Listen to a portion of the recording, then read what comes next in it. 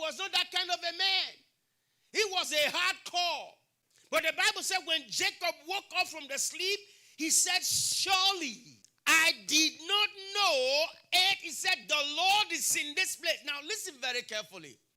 He said, and he was afraid, and he said, how awesome is this place?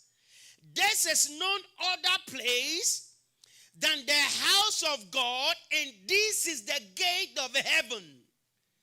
What did this man see? That he had to call a desert path the house of God and the gates of heaven. Everybody that has passed that path in the desert, to them it was an ordinary place.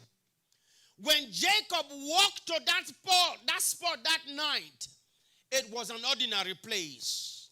But when he had an awakening by way of a dream overnight, that place was no longer an ordinary place.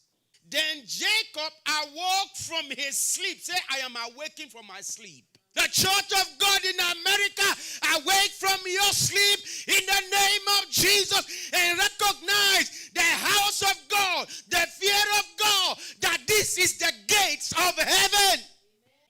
You know, a lot of people, millions of people will walk into churches in America today, where the who of who's are in attendance, but they will walk into that church and walk out and not realize where they have come into today.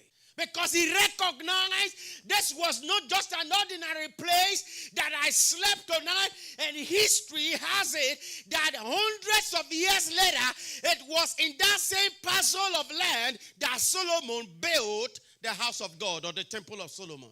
The Lord is in this place. Oh, I pray and desire that every Christian in America on a Sunday morning, when you walk into any church, any gathering of believers, that you will recognize it is not just the fancy or the architecture or the design or decorations that make the house of God. In the place that Jacob called the house of God and the gates of heaven was a desert path. But because his eyes was open and his heart was illuminated,